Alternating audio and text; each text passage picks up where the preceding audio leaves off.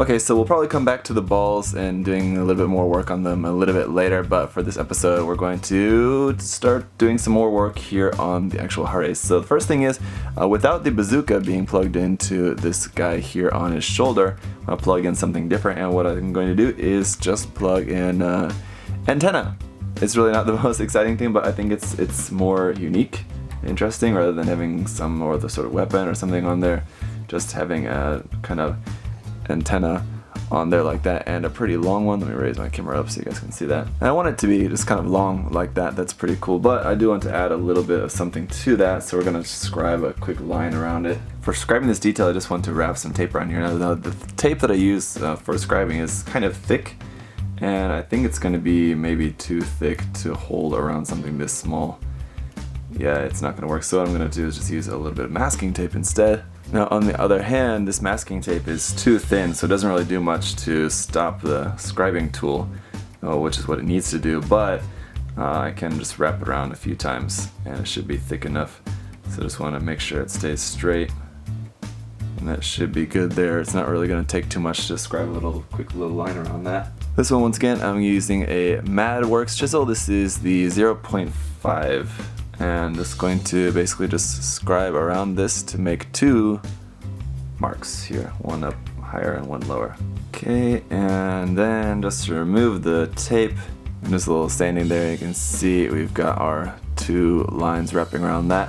Next, of the 1/100 scale grays, one of the few parts that I do want to just kind of slightly modify here is the side skirts. It's just kind of a little bit long and annoying on here when you're trying to do some different poses. So not that I'm going to be like changing the pose a bunch on this, but either what I want to do is just remove this whole lower section entirely, or just make it like much shorter and just have it just like something like that, which could be pretty cool as well. I'm not really too sure, but let's cut it like that first, and then if I don't like it, I'll just cut it all the way off. So once again, I'll just throw some tape on there to get an actual straight line, and just make that good enough, and then saw that off. Okay, so here we have the original side skirt armor, and here's the shortened version. Now the question is, do I want to shorten that even more? And I think it's okay like that. I don't know, it still looks not, I don't know if I quite like that, but for the time being I think I'm gonna work with that. But I thought, just while I'm at it, I might also shorten up these a little bit here, just to keep within the theme. Here on this thigh armor, we've got a convenient little line there that I'm going to use to just make this also a little bit shorter. In this case, I'm just going to snip that close, but not quite on the line, but close to the line, and then just file it down. Snip the other side here first as well. Another thing about this side skirt is that big hole there, and I want to fill that because I'm not going to put any weapon or anything on that, and so it just looks like an empty attachment point. The problem is that it's quite large. It's like a 3.5 or 4 millimeters, I guess, and I don't really have anything that can fill in or cover that in the right size. So what I'm going to do actually is use these parts here. These are just a couple of leftover parts from one of the HG Barlarnd kits, and I'm just going to like stick these here on the side, something like that. Something kind of like what we did here on the side of the ball. It doesn't really, I mean, I have no idea what it's actually supposed to be, but it doesn't really have to necessarily be anything specific. It's just a detail on a model kit of a plastic robot. There you go, it'll be something like that, so I'll let that dry and then pop it on and see how it looks. Now, getting onto the shoulder armor, there's a couple little things that I want to do here, and the first thing is I want to use some of these photo etch parts. These are kind of like,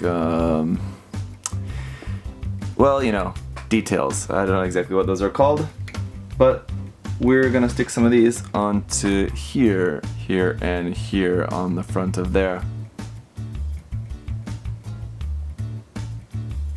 So there you go, just a little detail added on that. Now, to be clear, one thing I should, I guess, clear up for any of you guys who are unfamiliar, for attaching on these photo etch parts, I'm just using just a tiny, teensy tiny little bit of super glue on there just to get those attached, and that's it.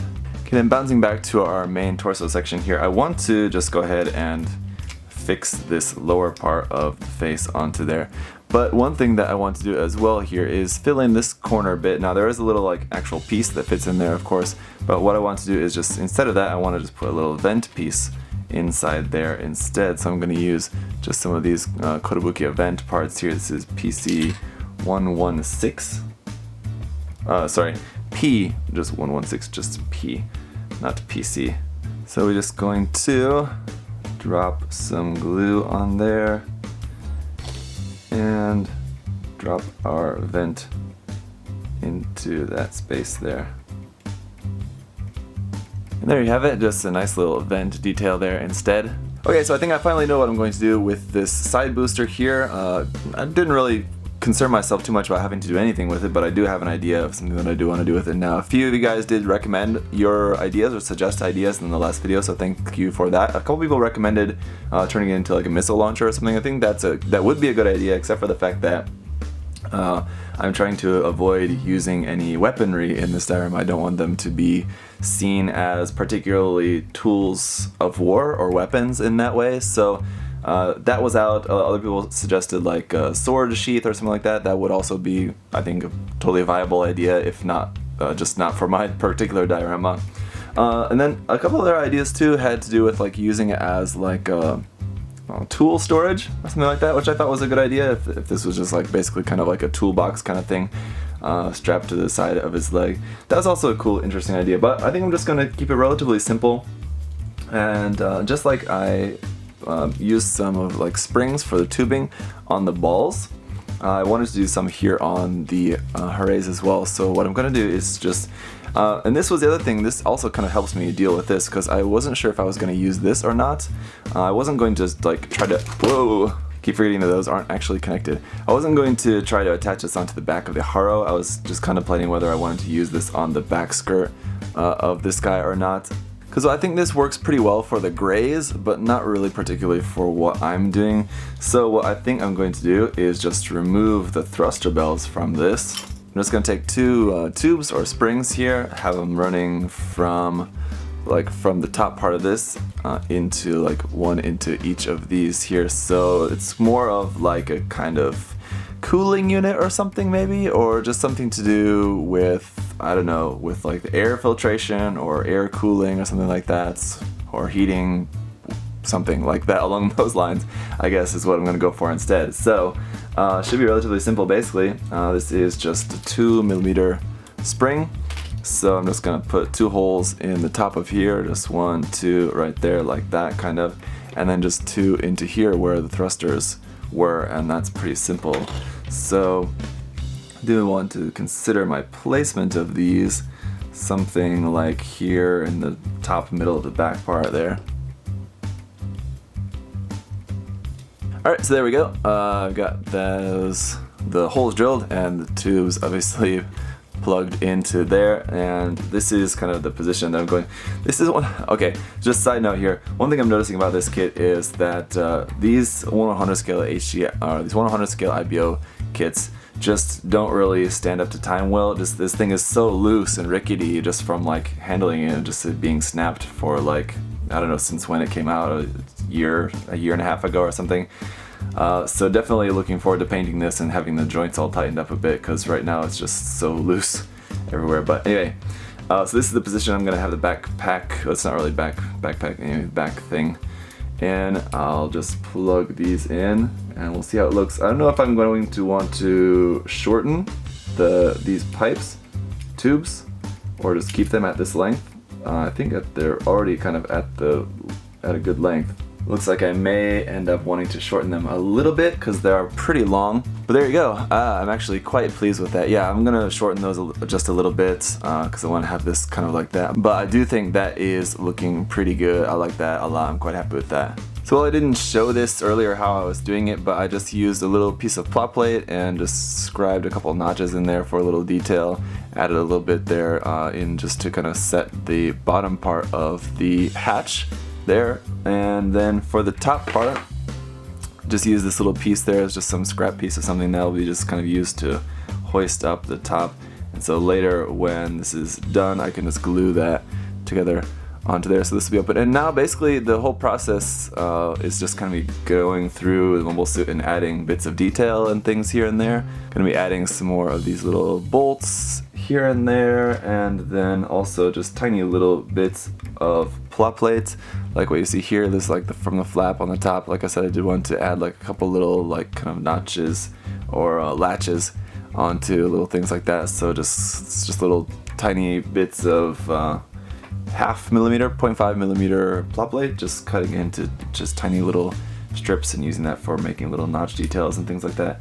So one of the things, for example, here is just adding in some little latches. Now luckily this is for like the face of the ball right there, that part there, so I'll do this for both of them, but there's already a little detail there, but I just want to scribe that out a little bit more just so I can add in a little latch detail. So I just need to just kind of follow the line. This is also the detail that's already there is not quite long enough, or wide enough I should say.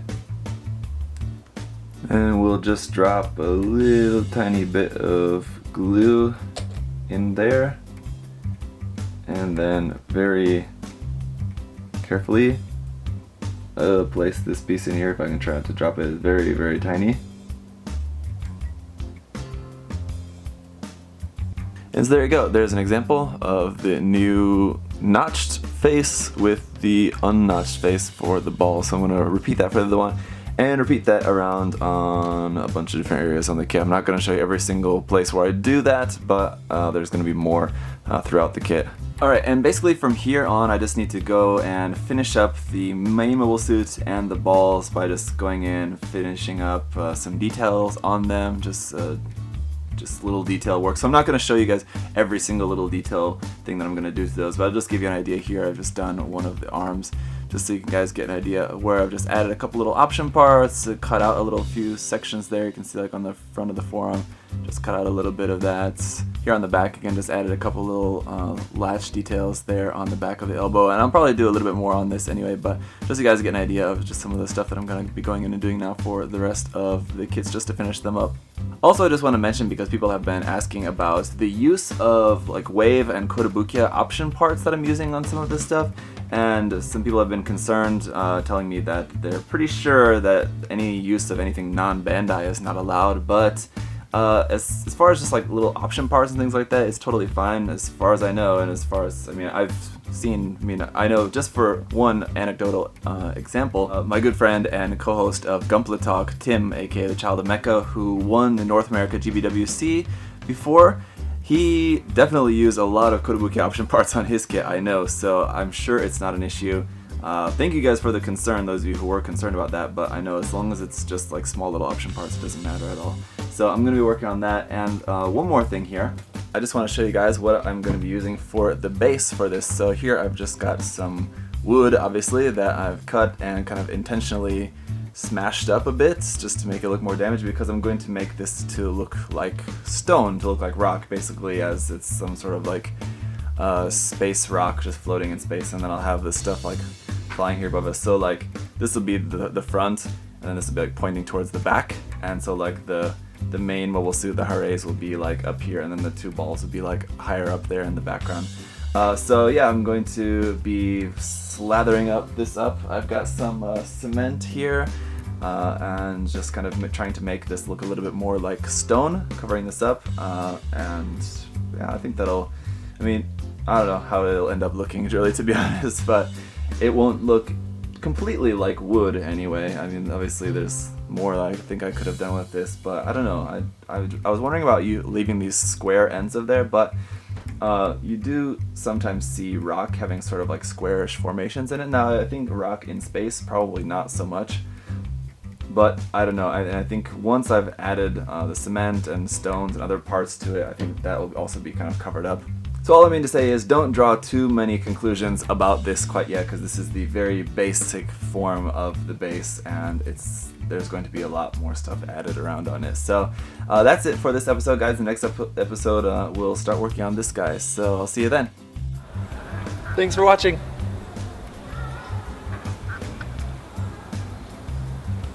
See you next time.